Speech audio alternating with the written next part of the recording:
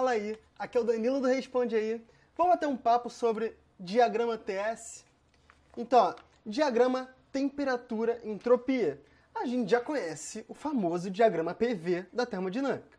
Então aqui está um diagrama PV e vários processos clássicos que a gente já viu. Então, processo isobárico, pressão constante, processo isotérmico, temperatura constante, o adiabático, calor igual a zero, e o volume constante está aqui, isovolumétrico, tá bom?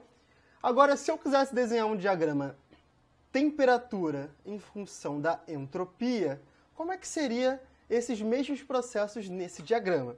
E é isso que a gente vai ver agora, beleza? Então, ó, primeiro processo que a gente vai ver é o processo adiabático. No diagrama PV ele é bem curvado, né?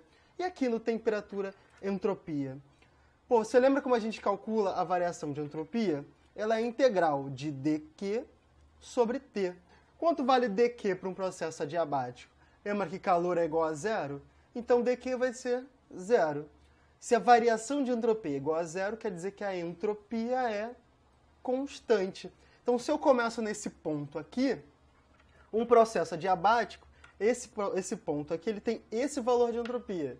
Então, se a entropia é constante, se ele aumentar a temperatura, ele vai para lá. Se ele diminuir a temperatura, ele vem para cá. Então, o processo adiabático ele é uma linha reta aqui no diagrama TS, beleza?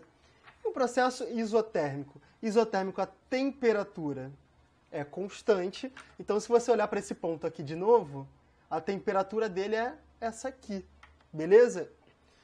Então, ó, a variação de entropia no caso aqui, vai ser 1 sobre T vai para fora, e o calor vai ser integral de dQ, vai simplesmente ser o calor.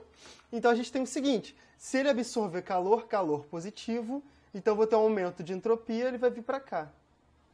Se eu tiver uma diminuição de entropia, ou seja, se eu perder calor, ele vem para cá, também em linha reta, porque a temperatura tem que ser constante. Então, adiabático e isotérmico são linhas retas, um na vertical, um na horizontal, facinho, facinho, né?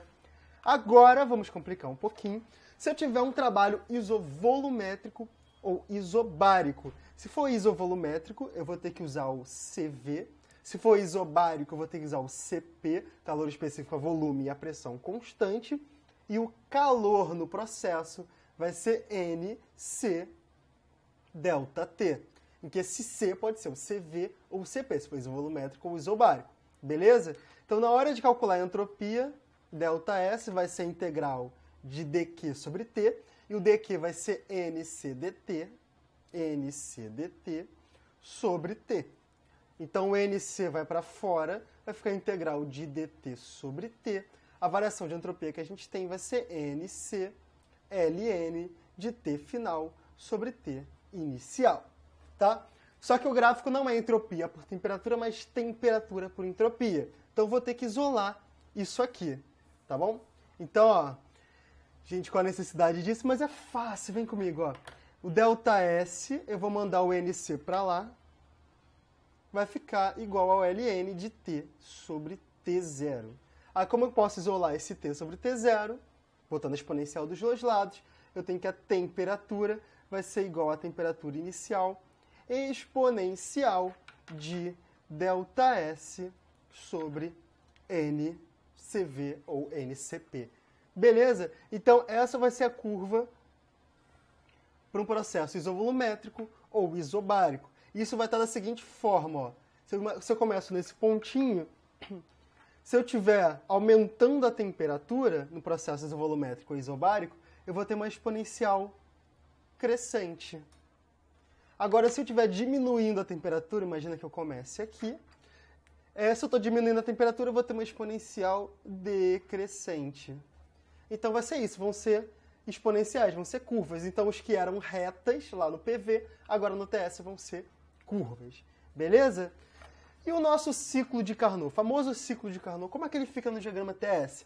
Ele fica bem tranquilinho, porque, olha, ele tem dois processos, que são a temperatura constante e dois adiabáticos. Então, imagina que o meu ponto 1 é esse aqui. Para eu ir para o ponto 2, eu vou no processo a temperatura constante. Se eu vou a temperatura constante, a temperatura tem que estar constante, ele vem para cá, em linha reta, e esse é meu ponto 2. O 2 para o 3 é adiabático, e ele vai da temperatura mais quente para a temperatura mais fria. Então, ó, se é adiabático, a entropia é constante e ele vai diminuir de temperatura. Então, ele vai diminuir de temperatura até chegar no ponto 3, em que a temperatura aqui era o T quente, vai virar o T frio. Belezinha? Do 3 para o 4, temperatura constante. Então, vem cá, retinho para cá. Tá muito reto, mas imagina que é reto. E aqui ele vai voltar adiabático de novo, ou seja, entropia constante, mas voltando para a temperatura inicial, e vai ser isso aqui. Então vai ser um retângulo de entropia inicial e entropia final, tá? Temperatura fria, temperatura quente. E é isso. Tranquilão, né? Agora, uma última pergunta é, e qual que é a área embaixo da curva? Imagina que eu pego esse processo aqui, e eu quero saber o que significa essa área embaixo de uma curva. Então é só lembrar agora que se eu pegar uma diferencial da entropia ds, ela vai ser igual a dq sobre t, e a área embaixo dessa curva é justamente tds.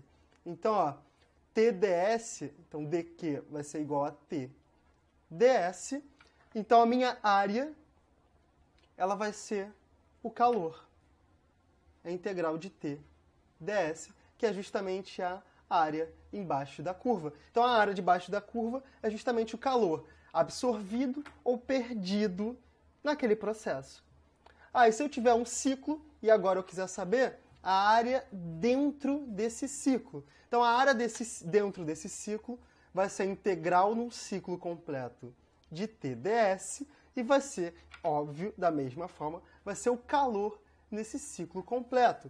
Mas se a gente lembrar que, como num ciclo, a variação de energia interna de um ciclo é igual a zero, então o calor de um ciclo ele vai ser igual à variação de energia interna mais o trabalho do ciclo.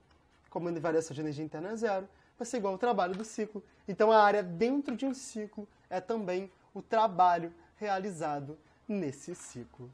Beleza? Então, a área embaixo de uma curva é o calor, a área dentro de um ciclo completo é o trabalho realizado nesse ciclo. Belezinha? Esse vídeo te ajudou? Então, responde aí.